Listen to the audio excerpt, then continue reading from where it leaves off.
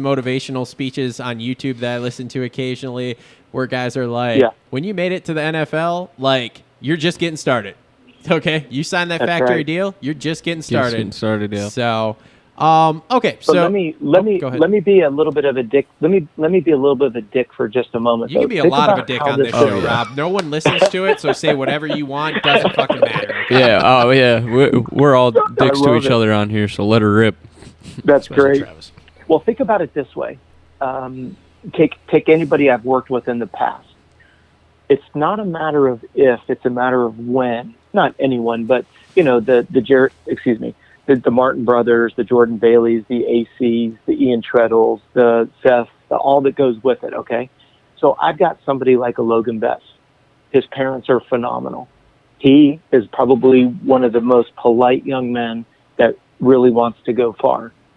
Well, I don't know if he's going to sign with Mitch or if he's going to sign with Star or where he's going to go, but what's going to happen? No matter, and again, this isn't against the Best family. This isn't against Adam C's parents. This isn't against Jordan Bailey's parents. You're going to go ahead and you're going to ink a deal with an OEM. Yep. Each OEM has their team trainer. I'm out.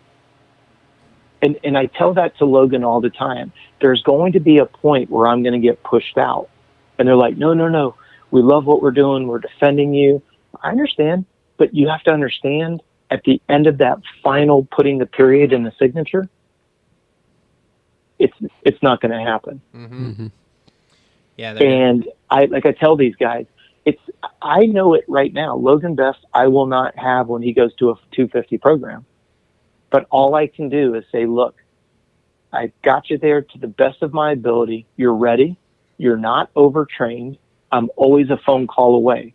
Now, I'm not calling out Logan Best or Jordan or Martin Brothers or anybody else. I do get phone calls after they sign with a program, and if they get found out, they will get reprimanded, financially penalized, and possibly even terminated. God, that's a stupid shit. Now, how fucked up is that? That's such bullshit. Man. It's like one of the dumbest things I've ever heard in my life. But this is just the industry we're in, I guess you'd call it. It's just the moto industry to me just makes 0 sense. That's why the moto industry isn't growing. But think about it this way.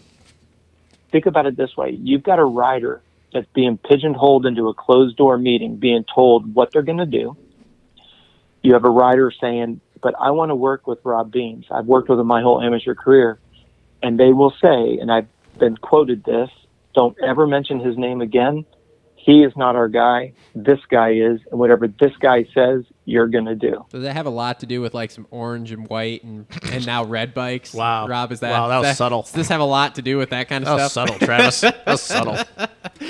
I told you, no one listens to the show. We'll say whatever. Doesn't matter. I don't care. Yeah, Rob might be too polite to say it. I'll fucking say it. I don't care. Okay. Whatever, Cooksy. But the problem that I run into is almost every single person that's run into that buzzsaw, the results are 99.9% consistent. And it's not about, there's a championship here. No. I get it. I'm not naive. I've been around the sport a long time. What we need to step back and look at is what is the attrition rate against the success rate? And this is why I'm so adamant about coach accountability. If I roach somebody's adrenals, I feel that it's my responsibility as a company to give every dime back. Now, here's the caveat. There's no way that I can prove that. If I ask you to do a 90-minute bike ride and you do a 3-hour bike ride, I don't hold your hand. I don't live with you. Mm-hmm. That's where there's got to be, and we've got a couple methodologies that we have in place. We're almost ready to go live with it. We have some checks and balances in place where the individual will not be able to dupe the evaluation criteria. And I'll be happy to share it with you 3 off the air. But we have a system that's in place that absolutely cannot be cracked. Why do I do that? Because did you guys listen to Mitch Payton on Whiskey Throttle?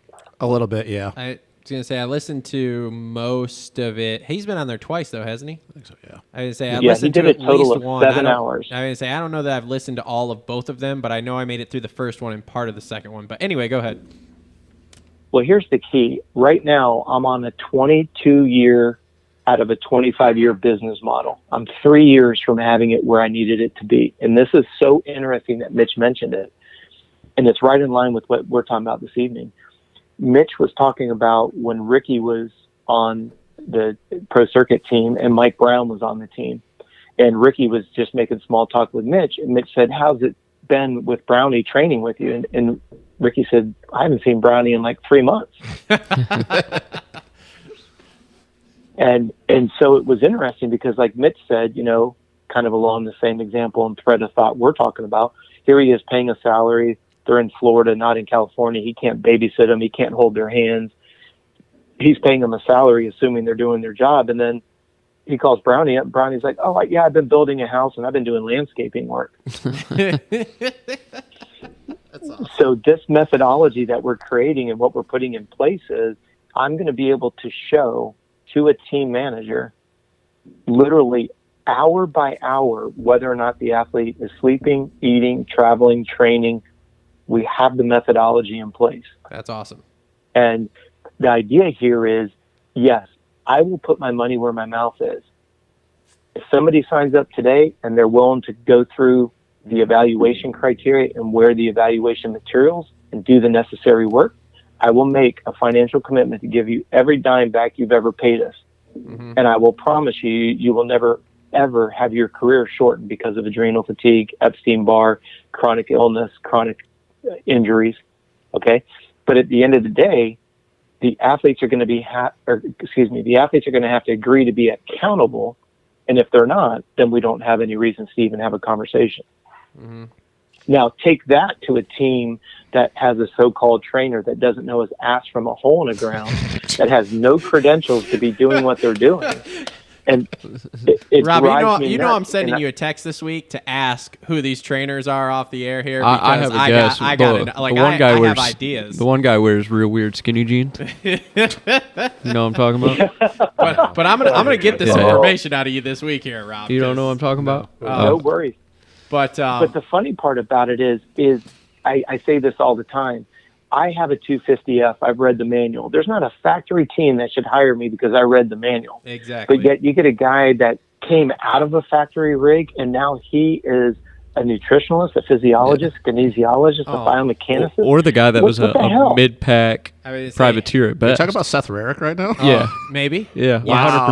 100%. Wow. Okay. That's who I was talking about. Yeah. Well, I kind of figured, but I didn't want to. I didn't really like. There's several of those guys out there that it's like these dudes didn't even do anything. in their Rarick career. should just stick to the actual training. No, you guys are wrong. They went to a weekend course and got ACE certified. Hey, you forgot about the weekend online courses. Rarick should just stick to the technique side of things because all that other stuff. Or just talking to women. Yeah, just talking to women, moms. I don't know. I mean, I ran 3 marathons. I think I should qualify as a trainer. Hey, also. Cole, you're doing nationals this summer, so it looks like we're getting you on the Robb program. Man, you should be. Hey, if you did 3 marathons, you should be running the Oregon project with Salzera out there. I mean, come on. You and Alberto are tight. Travis, right? Cole's doing the same nationals. asinine mindset. Yeah. No, I don't even know where to start. So Cole, you're doing a nationals. little bit of a background on me, Rob. I grew up doing a little bit of racing. A little bit. A little bit. I like how you just very modest. I really didn't race